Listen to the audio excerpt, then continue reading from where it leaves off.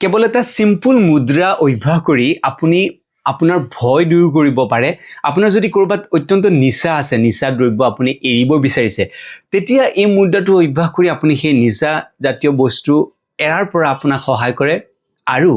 আপোনাৰ মন যদি অত্যন্ত চঞ্চল বা বহু ষ্ট্ৰেছ আপুনি অনুভৱ কৰে তেতিয়াও এই মুদ্ৰাটোৱে আপোনাক সহায় কৰে এই মুদ্ৰাটোৰ নাম হৈছে কালেশ্বৰী মুদ্ৰা জানো আহক এই মুদ্ৰাটো কেনেদৰে কৰে কালেশ্বৰী মুদ্ৰা কৰিবৰ বাবে আপুনি প্ৰথমতে তলত আপুনি বহি কৰিব পাৰে বা চকীত বহি আপুনি কৰিব পাৰে ধ্যান ৰাখিব যাতে আপোনাৰ পিঠি সিধা থাকে তাৰ পিছত হাতৰ গুটেইকিটা আঙুলি এনেদৰে লগ কৰিব তে মধ্যমা আঙুলি আৰু বুঢ়া আঙুলি টিপকিটা স্পৰ্শ কৰি ৰাখিব তাৰ পিছত বাকিকিটা আঙুলি অৰ্থাৎ কনিষ্ঠ অনামিকা আৰু তৰ্জনী আঙুলি তলফালে নিব এনেকে তলফালে নিব আৰু বুঢ়া আঙুলি তলফালে ৰাখিব এটো দেখিছে এনেদৰে এতিয়া মধ্যমা আঙুলি আপুনি দুই আইভৰৰ মাজত লগাব পাৰে বা আপোনাৰ বুকৰ ওচৰত ৰাখিব পাৰে চকু বন্ধ মন কেৱল উশাহ নিশাহত লগাব এনেদৰে 5 পৰা 10 মিনিট সময় থাকিব লাগে একেবাৰে সিম্পল আপুনি এতিয়াও কৰি কিনে চাব পাৰে এতিয়া আহিছো এই মুদ্ৰাটো আপুনি কেতিয়া কৰিব এক যোগাভ্যাসৰ সময়ত আপুনি কৰিব পাৰে ৰাতিপুৱা হওক বা সন্ধিয়া হওক যেতিয়া আপুনি যোগাভ্যাস কৰে তাৰ পিছত আপুনি কৰিব পাৰে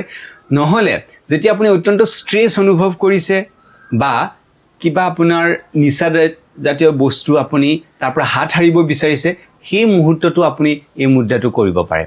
এটা জানো আহক এই মুদ্ৰাটোৰ আৰু কি কি উপকাৰিতা আছে কালেশ্বৰী মুদ্ৰা নিয়মীয়াভাৱে অভ্যাস কৰিলে আপোনাৰ অত্যন্ত সক্ৰিয় মন শান্ত কৰাত সহায় কৰে আৰু আমাৰ মন যেতিয়া শান্ত হয় তেতিয়াহে আমি কিছুমান ডিসিশন ল'ব পাৰো আমি ষ্ট্ৰেছটো আমি কমাব পাৰো ইয়াৰ ফলত আমাৰ একাগ্ৰতা বৃদ্ধি হয় আৰু সঠিক সিদ্ধান্ত লোৱাত সহায় কৰে এই মুদ্ৰা অভ্যাস কৰি আপুনি কিছুমান বেয়া অভ্যাস এৰাত সহায় কৰিব পাৰে অৰ্থাৎ এটো কেনেকৈ কৰিব যদি আপুনি কিবা বস্তুত এডিকশন হয় ফৰ এক্সাম্পল কিছুমান মানুহ সিগাৰেট হওক বা মদ হওক বা কিছুমান তেনেকুৱা ৰাগিয়াল বস্তুৰ পৰা তেও ওলাই আহিব বিচাৰে হাত হাৰিব বিচাৰে যেতিয়া এই বস্তুটো লোৱাৰ তেও টেন্ডেন্সি আহে তেতিয়াই আপুনি এই মুদ্ৰাটো কৰি অলপ সময় এই মুদ্ৰাটো ধ্যান কৰিব তেতিয়া দেখিব যে আপোনাৰ সেই বস্তুটো লোৱাৰ যেটো অত্যন্ত হাবিয়াস থাকে লাহে লাহে হেতু কমি যাব আয়ুৰ্বেদ শাস্ত্ৰমতে আমাৰ শৰীৰত তিনিটা ধাতু বাত পিত্ত আৰু কফ যেতিয়া এই তিনিটা ধাতু ইনবেলেন্স হয় তেতিয়া আমাৰ শৰীৰত বিভিন্ন ধৰণৰ ৰোগৰ উৎপত্তি হয় মন চঞ্চলৰ বাবে বাত দায়বদ্ধ যেতিয়া বাত দুখৰ প্ৰভাৱ বাঢ়ে শৰীৰত তেতিয়া মন অত্যন্ত চঞ্চল হৈ পৰে আৰু এই মুদ্ৰাটো নিয়মীয়াভাৱে কৰিলে আপোনাৰ বাত সন্তুলিত হয় অৰ্থাৎ বাত দুখৰ পৰা আপুনি হাত হাৰিব পাৰে এই মুদ্ৰাটো প্ৰায় সকলো মানুহে কৰিব পাৰে যদিও কিছুমান সাৱধানতা আমি ল'ব লাগে যিসকল মানুহ অত্যন্ত ডিপ্ৰেছনত আছে তেওঁলোকে এই মুদ্ৰাটো কৰাৰ আগতে যোগা থেৰাপিষ্ট হওক বা তেওঁ ডক্টৰৰ পৰামৰ্শ লৈ এই মুদ্ৰাটো কৰিব লাগে কেতিয়াবা এই মুদ্ৰাটো কৰিলে যদি আপুনি অশান্তি অনুভৱ কৰে বা মূৰ বিষায় বহুত কম ক্ষেত্ৰত হয় এনেকুৱা সো যদি কাৰোবাৰ মূৰ বিষায় তেতিয়ালে তৎক্ষণাত আপুনি এই মুদ্ৰাটো বন্ধ কৰি দিব আৰু একাগ্ৰতা বঢ়াবৰ বাবে অত্যন্ত জোৰ নিদিব আপুনি স্থিৰ হৈ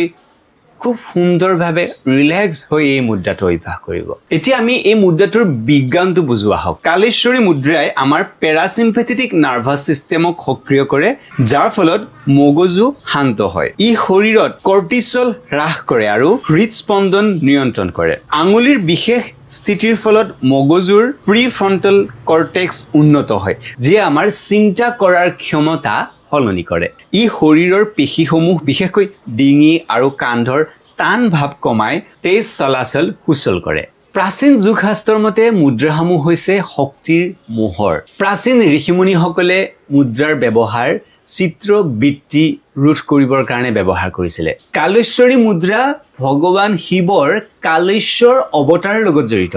ইয়াৰ অৰ্থ হৈছে সময় আৰু নিজৰ ওপৰত নিয়ন্ত্ৰণ মনত ৰাখিব আপুনি এবাৰ এইটো কৰিলে আপোনাৰ মনৰ কোনো ধৰণৰ চেঞ্জেছ নাপায় সেইটো ভাবি আপুনি ৰৈ নাযাব যোগা হৈছে এটা নিয়মীয়া অভ্যাস আপুনি যদি নিয়মীয়াভাৱে অভ্যাস কৰে ইয়াৰ উপকাৰ পোৱাটো নিশ্চিত আমি যোগ মিৰাকলৰ তৰফৰ পৰা নিয়মীয়াভাৱে যোগ অভ্যাস কৰোঁ আপুনি যদি এনেধৰণে নিয়মীয়াভাৱে যোগ অভ্যাস কৰিব বিচাৰে তেতিয়াহ'লে তলৰ এই নাম্বাৰত আপুনি যোগাযোগ কৰিব পাৰে বা আমাৰ ৱেবছাইটত গৈ তাত আপুনি ৰেজিষ্টাৰ কৰিব পাৰে ভিডিঅ'টো কেনেকুৱা পালে তলত কমেণ্ট কৰি জনালে আমি পিছৰটো ভিডিঅ' বনাবলৈ যথেষ্ট উৎসাহ পাওঁ আপুনি যদি এই চেনেলটোত প্ৰথমবাৰৰ বাবে আহিছে এনেকুৱা ধৰণৰ ইনফৰমেশ্যন পাবলৈ চেনেলটো ছাবস্ক্ৰাইব কৰি থওক নিয়মীয়া যোগ অভ্যাস কৰক আৰু সুস্থ থাকক লগ পাম পিছৰ ভিডিঅ'ত তেতিয়ালে নমস্কাৰ